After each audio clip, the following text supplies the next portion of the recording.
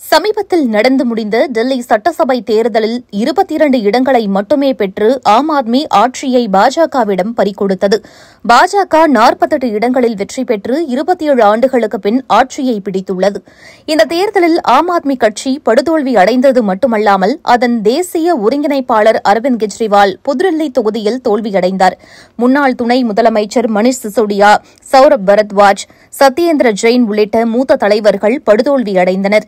இந்த அதிர்ச்சிகரமான தோல்விக்கு கெஜ்ரிவாலின் ஆணவமே காரணம் என அவரது கட்சியின் ராஜ்யசபா எம்பி சுவாதி மாலிவால் குற்றம் சாட்டியுள்ளார்.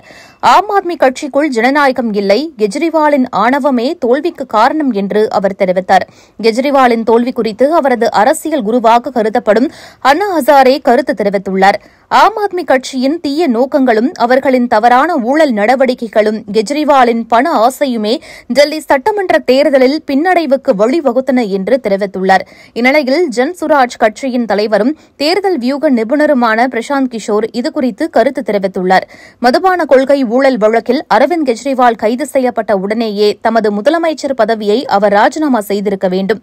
ஜாமீனில் வெளிவந்து பின்னர் முதலமைச்சர் பதவியை ராஜினாமா செய்ததும் பிறகு வேறு ஒருவரை முதலமைச்சர் பதவியில் நியமனம் செய்ததும் எந்தவொரு தாக்கத்தையும் மக்களிடையே ஏற்படுத்தவில்லை என்றார். அதேபோல தனது கட்சி இந்தியா கூட்டணியில் இருக்கிறதா இல்லையா என்பது குறித்து அவர் தெளிவான நிலைப்பாட்டை எடுக்கவில்லை. சில சமயங்களில் இந்தியா கூட்டணி கட்சிகளுடன் இணைந்து ஆர்ப்பாட்டங்கள் செய்த அவர் டெல்லி தேர்தலில் காங்கிரஸை அரவணைக்காமல் அவர்களை தனியே தள்ளிவிட்டார். இது அவரது கூட்டணி குறித்த நிலைப்பாட்டில் மக்களிடையே குழப்பத்தை ஏற்படுத்தியது. மேலும் ஆம் ஆத்மி கட்சியின் அரசு நிர்வாக விவகாரங்களிலும் தோல்வியடைந்தது. சென்ற மழைக்காலத்தில் மக்கள் பெரிதும் பாதிக்கப்பட்டார்கள். அதனால் அரசு சிறப்பாக செயல்படவில்லை என்ற குற்றச்சாட்டு எழுந்தது. அது இப்போது தேர்தலில் எதிரொலித்துள்ளது.